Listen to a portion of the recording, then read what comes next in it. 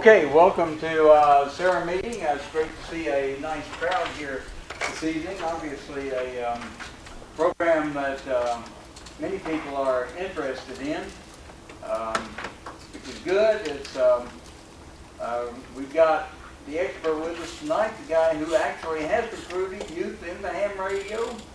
And not only that, but he's the junior high band director, so he knows a whole lot about kids.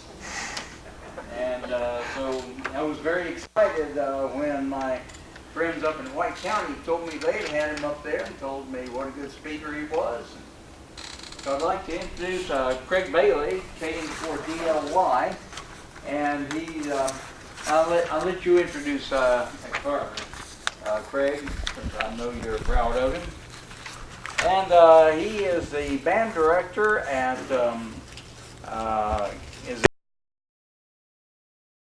school, and he's established a ham club up there, and he is they're active in some contesting. He's going to talk about the contesting, and hopefully talk a little bit about the getting kids interested in radio, because I think I may have told you, Craig, that is a key thing for us this year. We are trying to reach out to the schools and get more young people interested in ham radio. And in fact, we have a team, some of which are sitting right behind Jeff, the photographer, who are special advisors to the board. The young lady back there, Audrey, and her brother, Jack, special advisors to the board on youth. And I don't know where their old man is today. Oh, there he is, and their mama's here. That's an all-ham family, by the way, all-ham family. And so without further ado, I'm going to turn it over to Craig, and Craig, take it away. Jim, I'm going to give you these.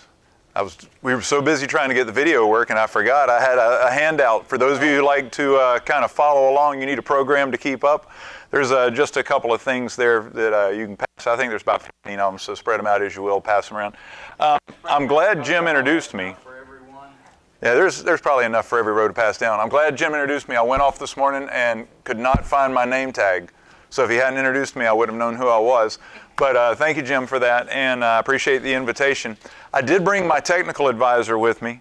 This is my son, Carter, KN4DLY, and he's back here with me. We pretty much travel everywhere. I know that Jim put some bio stuff out there on y'all's website.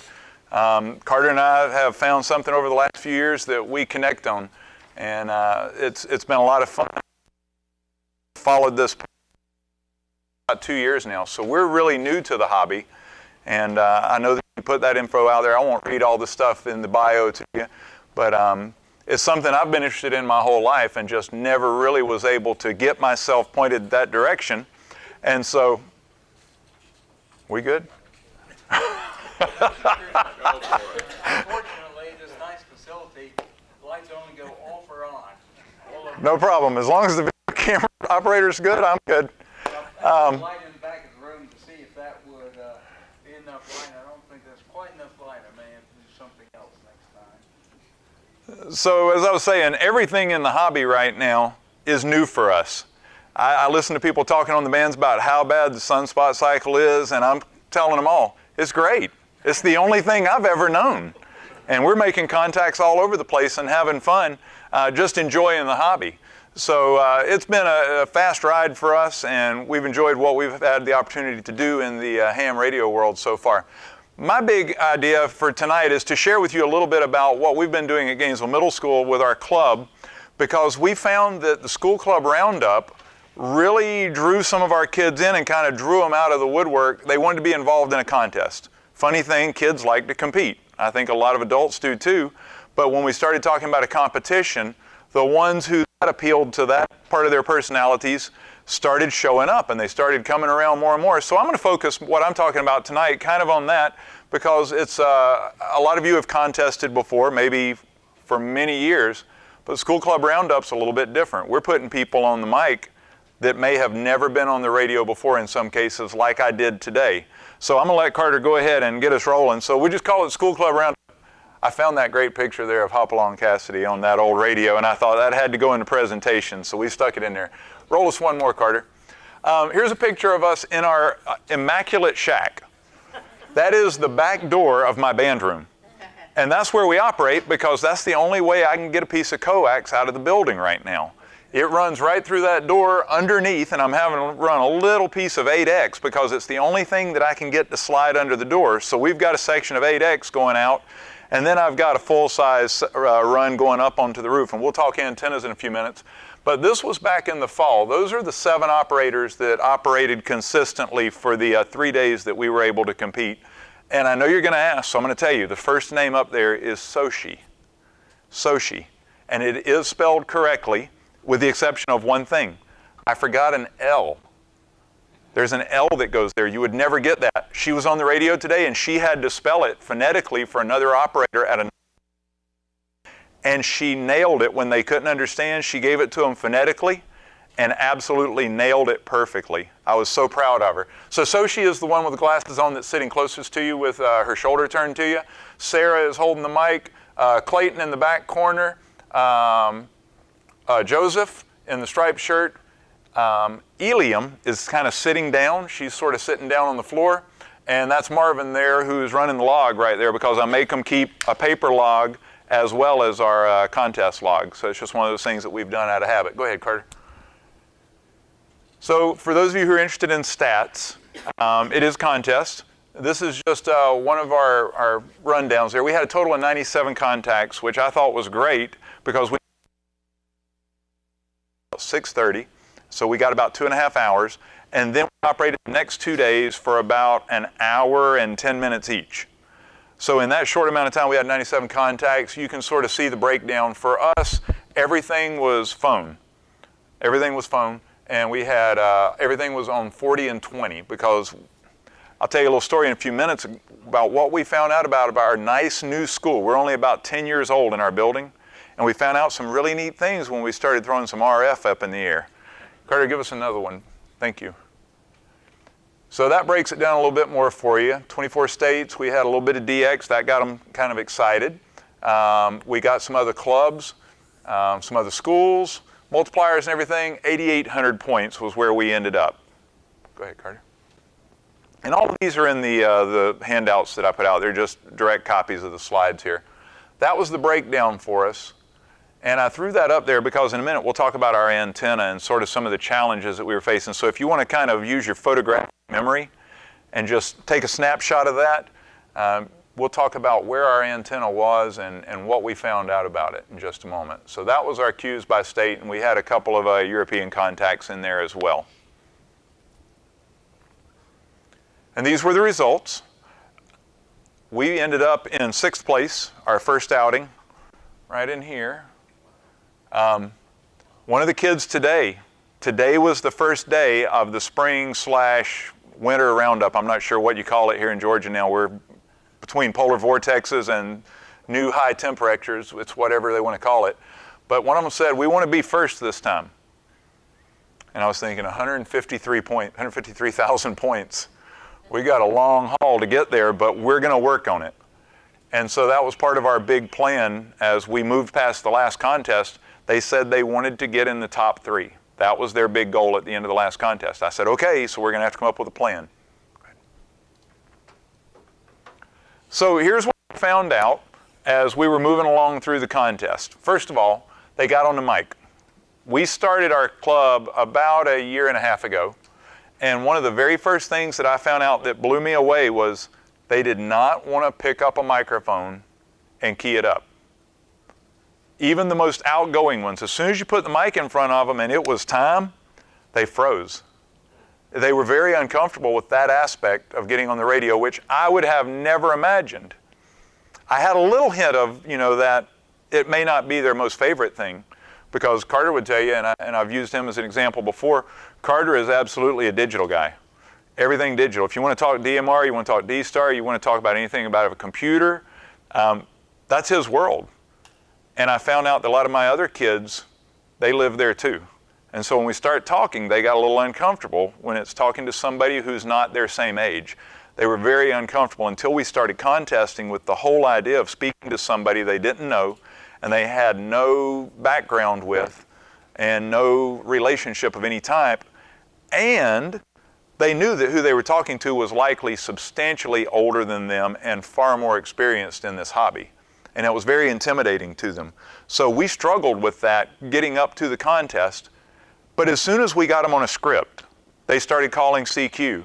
They started responding to somebody calling CQ. Everything changed. The comfort factor went way up. They knew they didn't have to have a conversation with somebody. They were able to just go through the steps. And that became very comforting to them. And all of a sudden, we had people fighting for the mic. It was the funniest thing the first time it happened. One of them knocked another one out of a chair by accident because they were all reaching for the mic. They stumbled over each other because about every 5 to 10 minutes we would swap out operators. It would be, okay, somebody else come over to run the paper log, somebody else sit at the computer for logging, somebody else is always at our whiteboard. And we found this was a really cool thing. We've got a spotter, one person who their only job is listening for call signs, because that's one of their struggles, listening for the phonetics right now until they're comfortable with it. We have one job is to pick out that call sign and write it on the whiteboard so that the operator can then immediately call back to the other station without a big window of time waiting for somebody to pass them that information. So we found that was a big deal, but they all wanted to get on the mic once they knew that, hey, this isn't that hard and that's not scary. This person's not going to ask me something that I can't answer or that I don't have experience with. And that was one of the things that we just found out they wanted to do. So they had fun and they kept showing up. They started showing up in my band room, which is open in the mornings. I'm there anyway. They started showing up wanting to get on the radio in the morning, which was not disconcerting, but it was certainly something I hadn't planned on. So at 7:50, as soon as they let them in the building, I had 2 or 3 of them every day coming straight to the band room, Tuesday and Wednesday morning. And then Thursday morning, I let them get back on the radio, but it wasn't for part of the contest. We had already done, we knew we were finished. We didn't have another afternoon to operate. One of my learning experiences that we could still get on the radio in the morning, but we had some things we had to work out. So they were having fun and they were coming back looking for more. I wasn't having to go and ask them to do it. It wasn't part of a club activity. It was something they wanted to come be involved in. And they got more independent. I was able to, good, bad, or indifferently, I was able to step back from the radio and from the station area a little bit more because they were comfortable handling somebody calling back saying, can you repeat that again, or can you give me that information? They started to have gone through the script enough that they were comfortable with it, and I was able to step over and go do something else in the other part of the room where I could hear and still be in control operator status, but I didn't have to stand over their shoulders, which too when they knew that they were handling it as a team, which is what usually happened. A couple of them together were the ones working. That was our 3 people at the station all the time. Somebody logging, somebody paper logging, and somebody operating. That way everything was covered. We had a temporary setup. As a new club, this is our 2nd year, one of the problems that I ran into almost immediately, and I found out a little bit more about later, is that school systems are very hesitant to let you string wires all over their buildings. And putting anything in the grass is an even bigger deal. So we had to erect a temporary station, and it needed to be in place for a couple of days because we couldn't put it up and down, which had been our normal MO. Every time we had a meeting, got to get an antenna up, and then we got to drag it back down. So, I mean, if you've done field day, you know what it's like. You hate setting up before field day, but at least you're up for 24 hours. And we were doing it every time we had a meeting. So we finally got permission to put something up. I had to work with the school resource officer to get it all taped off. We used more police tape for that antenna. It looked like a crime scene in the back of our building behind the band room. But we had it all taped off and it was all secure. And we were able to get a dipole up about 30, 35 feet. Carter actually helped me the weekend before the contest. We built an off-center bed because of our kind of geographic limitations. And we got that thing up and it worked pretty well. We just had it on military mast, just some fiberglass up, and got it guyed out, and it did what it was supposed to. We got on the radio. We started seeing kids as I left the equipment sitting out in my band room. I have about 400 kids a day come through my room. We've got a fairly large program, and I had kids asking me, what's that about? What's that over there? Every now and then I'd just sort of leave it on.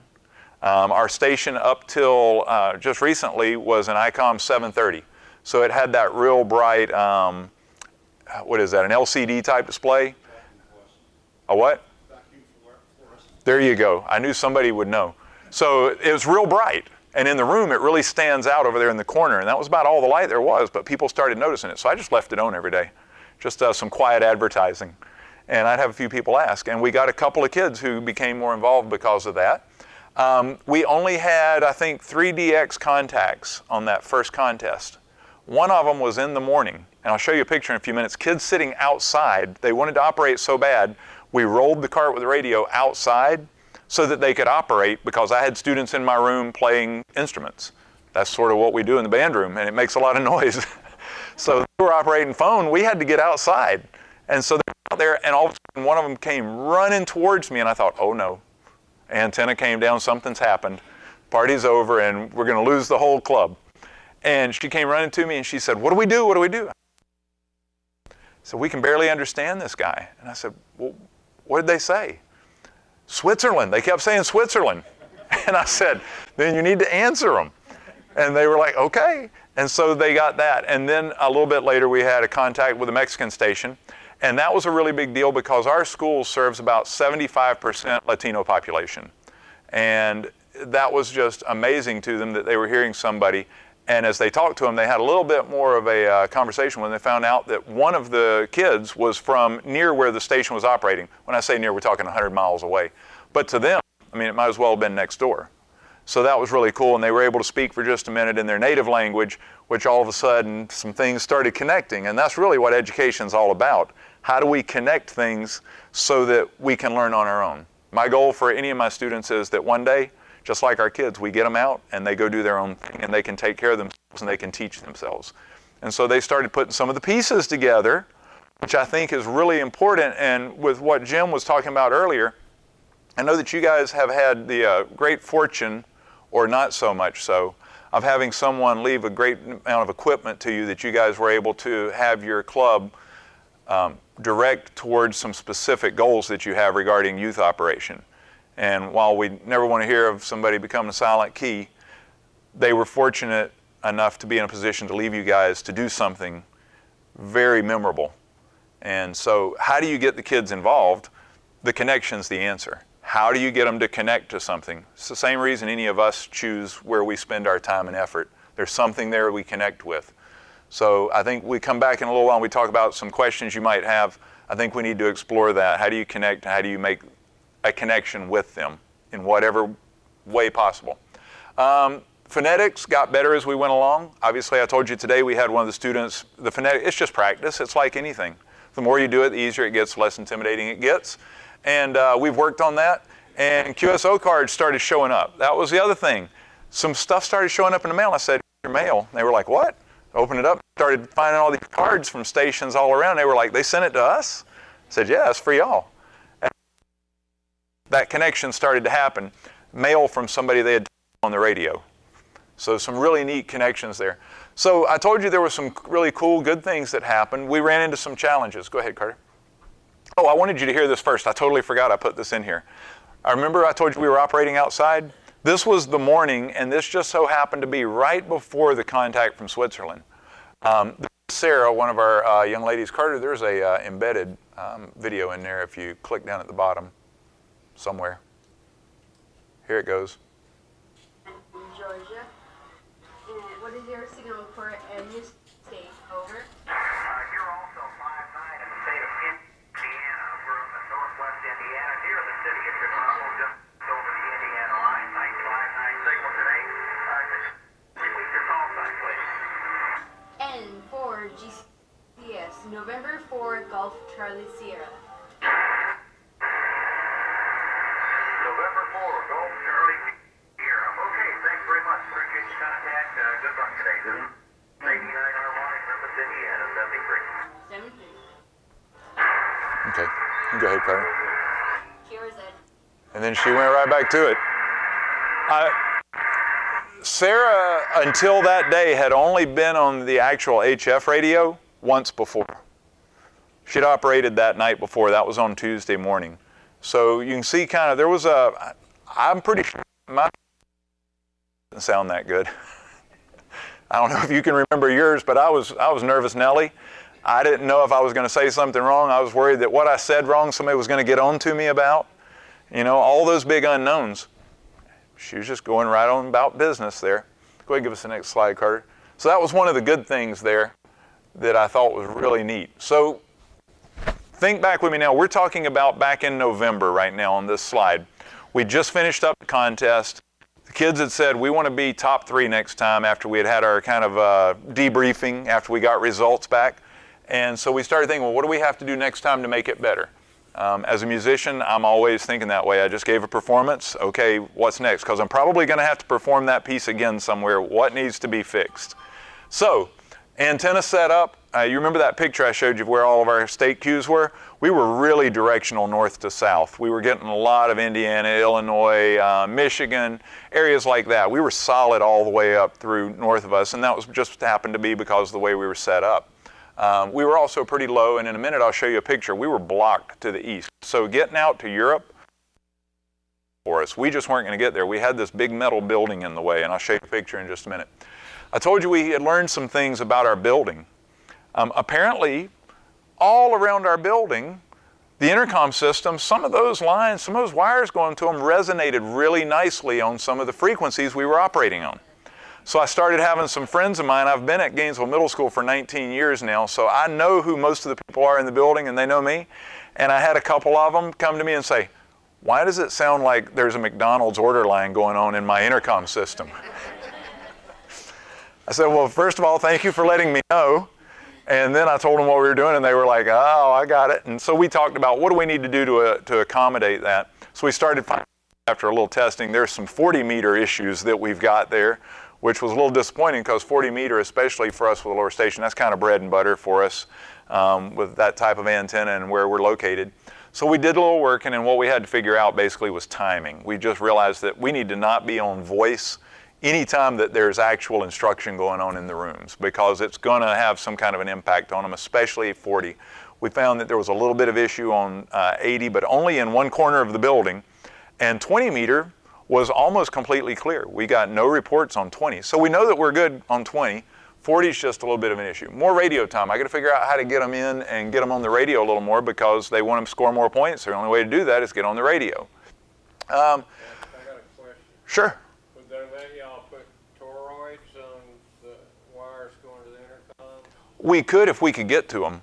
Our building, I asked one time, I was on the building committee when it was being constructed 12 years ago. And I asked one time, just out of curiosity, because that's kind of, I love electronics, I love that sort of thing.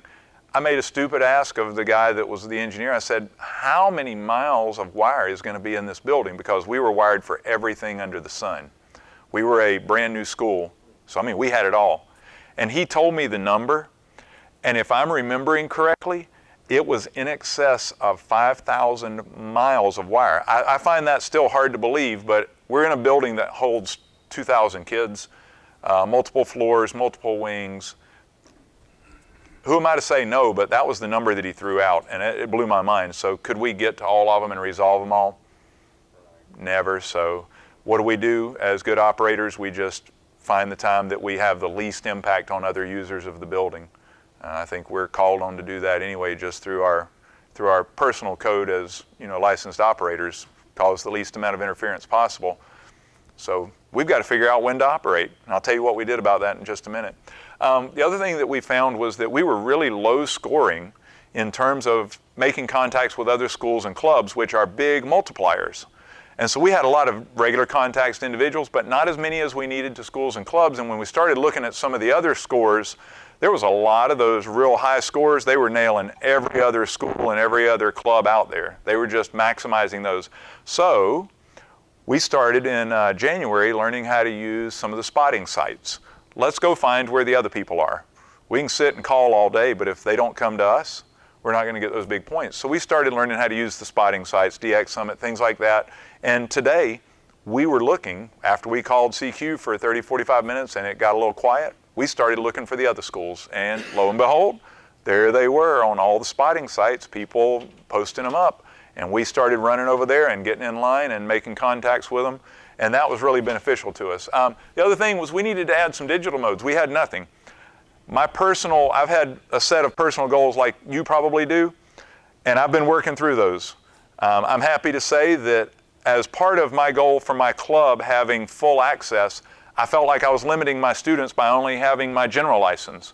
So about a month ago, I passed my extra, and we're operating now on full spectrum. And that was one of my goals. Getting my Aries certification was my next one. I finished that up this weekend. CW is next on my list.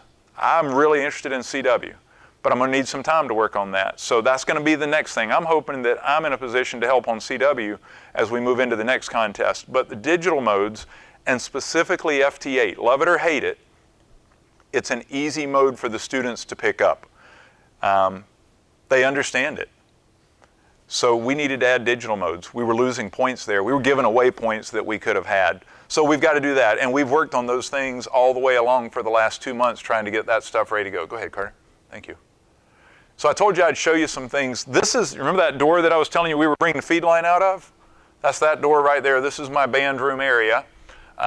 We've got a lot of metal all over the place, a lot of concrete. That's pointing east. That's Europe. That's our gym. The peak of the gym's at about 55 feet. So unless somebody's got a tower they want to bring over to us at Gainesville Middle School, we're probably a little limited in that direction. So it's like all of us, we've all got limited antennas in some way or another that we go, I wish, and there's fill in the blank. That's our problem right there. We've got a big wall and a whole bunch of metal. That's my little antenna. We used to throw up a vertical. It was the fastest thing to get up and down. Are any of you, I'm just curious, I've always been the guy that will scrap together whatever I can find around the house to make whatever I wanted. He's the same way. He's great at it. That's a microphone recording stand. And the top half from the little black dot above the guy lines up is an old fiberglass mast from a bicycle racing team, a big banner that we had at one point. And I went, I've got about 15 feet worth of recording mast, and it's aluminum, and then we can throw this fiberglass on top of it. I can get about 30 feet out of that, and I can throw it up with a little guy ring. So Carter 3D printed us a guy ring. We've got some ropes coming down. We just popped them in the ground.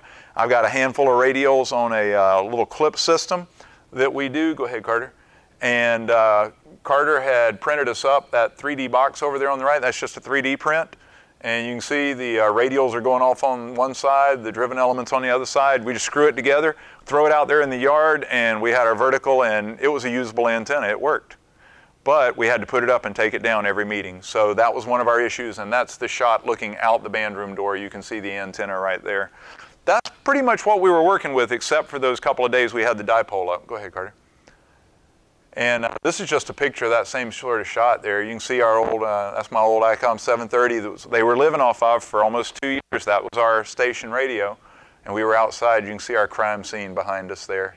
So I'm just kind of giving you a picture of where we're at and sort of what we were working with, because if you're a technical-minded person, that kind of starts to put the pieces together for you, what our station's been like. Are all these kids are licensed? Negative. None of them are licensed, and I've been upfront with everybody I've talked to. That has been an extremely low, almost non-existent part of my plan with the club. If my only plan is to get them licensed, I'm going to lose them. They want to do things, and we'll talk about that in a minute. They want to do stuff with their hands. They want to get on the radio. They want to do something. And I've only got one of those students who has an active interest in pursuing a license right now. Awesome. At middle school grades, I'll tell you a little bit of my background so you know my philosophy and the why. As a middle school kid, I was the awkward guy. I was this big when I was 13. I stopped growing at 13. I was the only kid walking around junior high wearing a size 14 shoe. So I stood out, and to make it worse, my dad had been the principal of my junior high until the year I got there. And so my mom was the secretary of the elementary across the street that I had just come from. So I was in a position where I was the big awkward guy. And I fit in the band room, and I fit in with a couple of friends. And that may be resonating with you, I don't know. I can tell you that with a lot of our kids, they may not say that, but a lot of them feel the same way. And in junior high, I was looking for things to connect with. What do I want to do? I had an uncle that did really cool stuff that I got to see. And I had a counselor at school who constantly was throwing stuff at me that was just new and different. Whether it was music or technology or something, he knew that I was always just looking for something cool and new. And those were my people that were always giving me something to connect to. And the fact that I liked stuff that a lot of other people didn't always made me feel kind of weird. And then later I started figuring out the stuff I like is actually a whole lot cooler than all the stuff those other people are doing.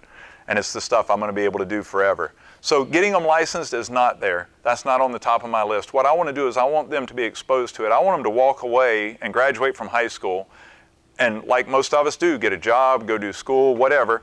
And at some point when they're going, I wish I had something to do, they're going to go, I remember that radio thing. And there it is. They're not afraid to go back to it. We're just planting the seeds. That's all we're doing. If I try to get them licensed, I know most of those kids are my band kids. I know them well enough to know that most of them are going to stop showing up. That's just not what they're looking for right now. One, we're working with him. We'll get him there eventually. We're talking about maybe doing a ham cram, and if some of them want to do that, making it available, trying to do a one day for them. But I'm not going to twist their arms or make them feel bad about it. Just not. I want them to have fun with it. It's a hobby. It's supposed to be fun. So that's what I'm trying to let it be for them. So here's what's next. School Club Roundup, February 2019. Today was the very first day. We were back on the air this afternoon. We actually started with some FT8 this morning, and I'll explain why that's important. We pursued an ARRL Tech and Ed Program Station grant. My 730 was getting tired, and I was getting tired of dragging it back and forth from the house to school and setting it up every time. We need some kind of permanent antenna. The kids love doing antenna builds. They wanted to build some crystal radios, which I thought was really cool. One of them mentioned that, and I said, we can do that, and we can learn how to, wind some coils, and we'll figure out what, these little parts do. And so they want to do that. They're also interested in one of my kids is dying to work satellites. Every meeting, we got any birds coming over today? And I swear, every meeting day, there are no satellites going over during that little window of time that we could. And he's dying every meeting. He's got apps on his phone. He's going, are any of these? And he's naming them off. Any of these good? And I'm going, no. So we're going to get him on some birds sooner or later. And fox huts. They want to do a little fox hunting, so we're going to build a transmitter, and we're going to start having some fun with that. Again, my goal is to make radio fun for them. And if it's not, they'll go away. As long as it's fun, they keep coming back. As soon as they won't be there anymore. And then the last thing were cards. We kind of got caught by surprise. I dropped the ball on that one. We started getting cards, and they were like, well, what do we do? And I said, well, we need to design a card. So we told them, let's get busy, and that was one of our first jobs when we got back. I told them to go ahead, and I said, come up with some ideas for a card. And so there it is. That's what our kids came up with. They wanted something that showed our state, and they wanted something that was us at Gainesville. I don't know if any of you have ever heard of Gainesville Red Elephants, but we've got a pretty unique mascot. It's been that way for about 100 years now. And so that's us, Gainesville Red Elephants, and then the back of the card has all of the information. If I could go back and have them do it again, I'd have them put some stuff on the front. We'd have a space where we could put the other stations, all and things like that, just kind of a generic spot. But that's what we've got, and that's what we've been sending out. So if you make contact with us, that's what you get. Nice, bold, really bright one. Let's see, the next thing, thank you, Carter. We started reaching out. We had to get an antenna up. MaxCon, I don't know if any of you know the gentleman that owns the MaxCon company over in Cartersville. He stepped up and he built us an antenna. I told him we were having a little trouble with some RF getting back on the coax. He said, let me build you an antenna for your station. And so he built us an off-center fed dipole, which really fits our restrictions that we've got. And he put us a nice RF choke inside and got it all inside one tube, so we don't have to run jumpers between them. And we've got that. Go ahead, Carter, one more. So that's on top of the band room. The door that you guys saw is right about where that black tripod is. And this is what we've got right now, because we're operating our radio club on a $0 budget. We get no dollars from the school system for what we do. We expect that'll change at some point, but right now that's okay. So that's what we're working on. These are disposed tripods that we used in the music department. They had parts that had broken and they were no longer usable for our purposes. I dug them out of the trash can. Again, that's the guy I am. I'll make something work 3 or 4 times before it finally goes away for good. So that's what they are, and basically the cinder blocks are holding down all the guy lines so that we've got everything up. And the top of the antenna is at about 38 feet right now. That's about where our ballon's hanging. So not too bad, but we're still blocked. This picture is taken from the gym, if you remember, looking out away from that big gym wall. Go ahead, Carter. And probably the biggest surprise was when a box showed up at school about 2 weeks ago from the candy store in Delaware. And HRO is the ARRL partner for all of their technical and education programs. And inside was a new ICOM 7300 power supply. And we had also requested that we did want an external tuner because we wanted to be able to have access to all bands. And if you know anything about an off-center fed dipole, it doesn't play nice on a couple of them. But with an external tuner, we were able to match everything, every band. So our one antenna right now is doing everything for us. We also had the president of the Lanierland Club has donated a UHF VHF antenna to us, and we're going to get it up in the next week or so. And so we'll be 100% everything on the air permanent as we can be, operating off of a cart in the corner of the band room station all the time. Carter, give us one more, please. So these are some of the people that have made all that stuff happen. I've been rattling stuff off to you now for, 20 minutes? And this is how it happened. I'm the one that gets to play with the kids and hang out there and have the fun side of it. One of our bus drivers in Gainesville City, Mr. Bruce Cram, KD4JFD, are with us at a lot of our meetings. Bruce was there today. He gets off the bus, has had all the kids he wants all day long. So he's been very helpful to us. MaxCon and Mr. Lord N4DA provide our ARRL with our station. Lanierland and Gateway have both been very helpful. Down at the bottom, another contributed, some type of equipment or something to us along the way to help make sure that our kids were on a station. And so I want to make sure that those guys are all in there. And there's plenty more that I could put in there. We've got folks that get on the radio with us on 80 meters so that our kids can get practice time, for lack of a better description. They volunteer to sit and talk to our kids one after another on 80 just so that they can get mic time. So you guys are looking at how you start to draw some of your kids in, how you connect your club with the youth programs. I'm not going to tell you I've got all the answers, but what I can tell you that I know is that A, if it's not fun, they won't come. And B, there has to be some kind of connection. You've got to find some way to wrap around what you're doing with radio into something that they have an interest in, because none of them are going to show up and say, I would really like to learn about shortwave frequencies, and I'd really like to find out a little bit more about the FM repeaters on top of mountains. That's not happening. You say there's some, and they show up, and usually they bring that happens. Somebody else goes, yeah, that'd be kind of cool. And then you got 2. And then after a while, they'll tell somebody else, and they'll bring a friend. And it's like that old shampoo commercial. They told 2 friends, they told 2 friends. That's how our club's basically grown. We started out with 2 kids showed up at our first meeting. Today I had 10 kids operating at some point on the radio. And we've got 12 kids that are regularly involved. Unfortunately, we share a lot of meeting time with other things like National Honor Society and the DECA Club, things like that. So there's some conflicts, and they come and go, but they're pretty consistent. So my question to you is, what information can I share with you guys? What questions do you have? And it may not be today. It may be an email that you send, or maybe I hear you on one of the repeaters or something at some point and we have a conversation. How can I give you guys information that may be able to help you in your journey to, to use the funds from your member who's donated equipment to you in the best way possible? So I guess at this point, I just open up the floor for questions. Carter, that was the last slide, if you don't mind. Thank you. What can I share with you guys from my experience, or things I can help with? Do y'all have a website that we could go to and find out, all right, y'all are going to be on this frequency, and I'd say particularly when y'all start doing your VHF and UHF, but even HF, locally. We do that locally. We do 80 meters from. Absolutely. I live over in Cherokee County, and What you're describing is pretty much what we do right now. and it's what we sort of work with what we're comfortable with. I spend a lot of time on the linear land machine and on the W4TL machines that are located on Walker Mountain and right up in that corner of Hall County, White County, and Lumpkin County. And I do that because I can basically see those folded dipoles from my front porch. So we can sit and work there with a tenth of a watt. So those are kind of our home repeaters, and that W4TL machine is very active. I've not, in my limited experience, heard any other 2-meter machine that gets amount of activity that one does.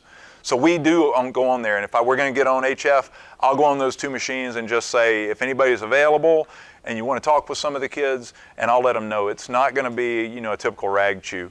The kids are going to ask questions like, what's your favorite part of the hobby? How long have you been doing it? Things that are safe for them to ask, where they know they're going to get answers that they can respond to that they're comfortable with. And so that's part of my job, is to make sure that they're comfortable so that it's fun. If it's not fun, they're all going to be like, no microphone for me, thank you. I'll take a pass. So we do that, and what I need to do is I need to make a point of getting on y'all's machine as well and putting that information out a little bit more broadly.